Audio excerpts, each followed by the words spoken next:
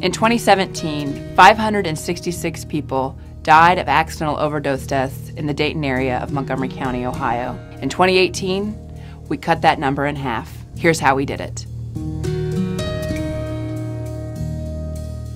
So everybody in Dayton has a personal story around accidental overdose and accidental overdose death. For me, it was personal in around 2008 when a boy that I used to babysit for when he was young was in his 20s, and he died of an accidental overdose of heroin. And I remember thinking, like, who uses heroin? I had never heard of anyone even using opioids or heroin at that point. Unfortunately, as I moved through Dayton, these stories became more and more common.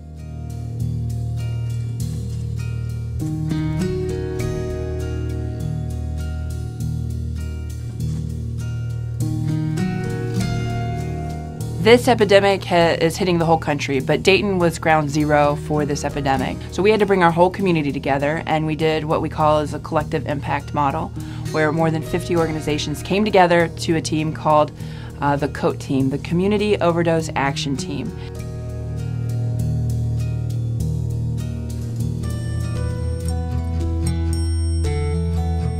And everybody worked together from prevention, education, treatment, and recovery in those buckets to make sure that we could do the most we could and be as aggressive as we could on this issue. So everything to making sure that our police officers carry naloxone, the life-saving drug for those that are in the throes of addiction of opioids, to having harm reduction for needle exchange so we can meet folks in the throes of addiction where they are, to educating even our preschool kids so we can do best practices around addiction for the youngest folks, and then making sure that we had treatment opportunities because of the efforts of Medicaid.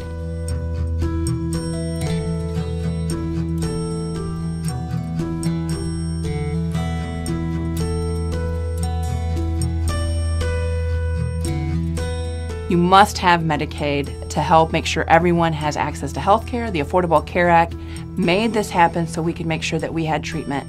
And that was the difference maker for those that wanted to get into recovery. Until this country starts dealing with mental health and starts really investing in mental health solutions and best practices, we're going to have trouble not treating addiction like a disease. Mental health and mental health opportunities for people to get the health care they need for mental health and taking the stigma away will be key for the future, not only for Dayton, but the entire country.